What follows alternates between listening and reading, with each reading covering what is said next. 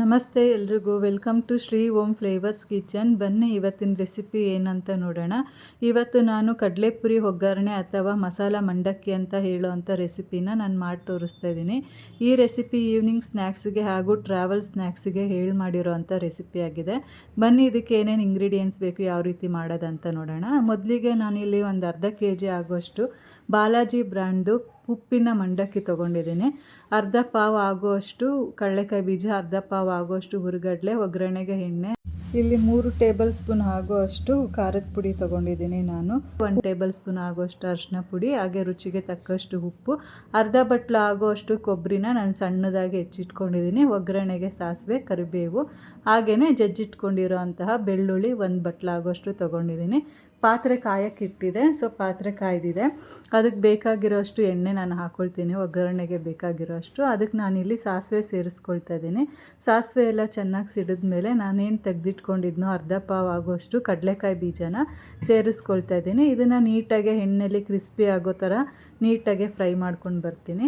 So ಈಗ ಇದೆಲ್ಲ fry ಆಗಿದೆ. ನೆಕ್ಸ್ಟು ನಾನು ತೆಗೆದಿಟ್ಕೊಂಡಿದ್ದಂತಹ ಒಣಗಿದ ಮೆಣಸಿನ್ಕಾಯಿನ ಹಾಕಿ ಕ್ರಿಸ್ಪಿಯಾಗಿ ಇದನ್ನು ಕೂಡ ಫ್ರೈ ಮಾಡ್ಕೊಳ್ತೀನಿ. ಇದು ಫ್ರೈ ಆದಮೇಲೆ ನೆಕ್ಸ್ಟ್ ನಾನು ತೆಗೆದಿಟ್ಕೊಂಡಿದ್ದಂತಹ 1 ಕಪ್ ಆಗುವಷ್ಟು ಜಜ್ಜಿಟ್ಕೊಂಡಿರೋಂತಹ ಬೆಳ್ಳುಳ್ಳಿನ ಇವಾಗ ಸೇರಿಸ್ಕೊಳ್ತಾ ಇದ್ದೀನಿ. ಇದನ್ನು ಸಹ ಕ್ರಿಸ್ಪಿಯಾಗಿ ನೀಟಾಗಿ ಎಣ್ಣೆಲಿ ಫ್ರೈ ಮಾಡ್ಕೊಂಡು ಬರೋಣ. ನೆಕ್ಸ್ಟ್ ನಾನು ಇದಕ್ಕೆ ಒಂದು ಅರ್ಧ ಪಾವ್ ಆಗುವಷ್ಟು ಹುರ್ಗಡ್ಲೆನ ತೊಗೊಂಡಿದ್ನಲ್ಲ, ಸೊ ಅದನ್ನು ಇವಾಗ ಇಲ್ಲಿ ಸೇರಿಸ್ಕೊಳ್ತಾ ಇದ್ದೀನಿ. ನಾನು ತೆಗೆದಿಟ್ಕೊಂಡಿರೋ ಅಷ್ಟು ಇಂಗ್ರೀಡಿಯೆಂಟ್ಸ್ನು ಕೂಡ ಕ್ರಿಸ್ಪಿ ಆಗುವಷ್ಟು ನೀಟಾಗಿ ಹುರ್ಕೊಂಡು ಬರ್ತೀನಿ. ಆದಷ್ಟು ಲೋ ಫ್ಲೇಮಲ್ಲೇ ಮಾಡ್ಕೊಳ್ಳಿ, ಹೈ ಫ್ಲೇಮಲ್ಲಿ ಮಾಡ್ಕೋಬೇಡಿ, ಬೇಗ ಸೀದೋಗುತ್ತೆ. ಇದಕ್ಕೆ ನಾನು ಕಟ್ ಮಾಡಿ ಇಟ್ಕೊಂಡಿರೋಂತಹ ಅರ್ಧ ಬಟ್ಲು ಕೊಬ್ಬರಿ ತುರಿನ ಇವಾಗ ಹಾಕ್ಕೊಳ್ತಾ ಇದ್ದೀನಿ. ಸೊ ಇದನ್ನು ಕೂಡ ಎಣ್ಣೆಲಿ ನೀಟಾಗಿ ಕ್ರಿಸ್ಪಿ ಆಗೋ ಥರ ಫ್ರೈ ಮಾಡ್ಕೊಳ್ತೀನಿ. ಈಗ ಇದೆಲ್ಲ ಆದಮೇಲೆ ಕರಿಬೇವನ್ನ ಸೇರಿಸ್ಕೊಳ್ತೇನೆ. ಒಂದೊಂದೇ ಇಂಗ್ರೀಡಿಯೆಂಟ್ಸ್ನ ಹಾಕಿ ನೀಟಾಗಿ ಕ್ರಿಸ್ಪಿ ಆಗೋ ಥರ ಮೀಡಿಯಮ್ ಫ್ಲೇಮು ಅಥವಾ ಲೋ ಫ್ಲೇಮಲ್ಲೇ ಮಾಡ್ಕೊಳ್ಳಿ, ತುಂಬ ಚೆನ್ನಾಗಾಗುತ್ತೆ ಇದು.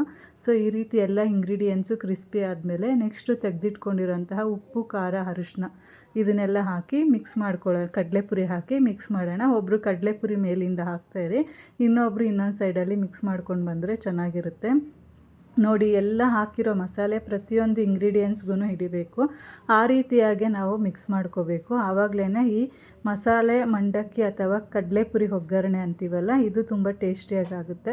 ನಮ್ಮ ಮನೇಲಿ ಈವ್ನಿಂಗ್ ಸ್ನ್ಯಾಕ್ಸಿಗೆ ಹಾಗೂ ಟ್ರಾವೆಲ್ ತಿಂಡಿಗೆ ಮಾಡಿಸಿದಂಥ ರೆಸಿಪಿ ಆಗಿರುತ್ತೆ. ನೀವು ಕೂಡ ಮನೆಯಲ್ಲೇ ಈ ಟೇಸ್ಟಿ ಹಾಗೂ ಹೆಲ್ದಿ ರೆಸಿಪಿನ ಮಾಡಿ ಹೇಗಿತ್ತು ಅಂತ ಕಮೆಂಟ್ ಮೂಲಕ ತಿಳಿಸಿ. ಇದೇ ರೀತಿಯಾದ ಕ್ವಿಕ್ ಹಾಗೂ ಟೇಸ್ಟಿ ರೆಸಿಪಿಗೋಸ್ಕರ ನಮ್ಮ ಚಾನಲ್ನ ಲೈಕ್ ಮಾಡಿ, ಶೇರ್ ಮಾಡಿ, ಸಬ್ಸ್ಕ್ರೈಬ್ ಮಾಡಿ, ಸಪೋರ್ಟ್ ಮಾಡಿ. Thank you. ಫಾಲೋ ಮಾಡಿ. Thank you.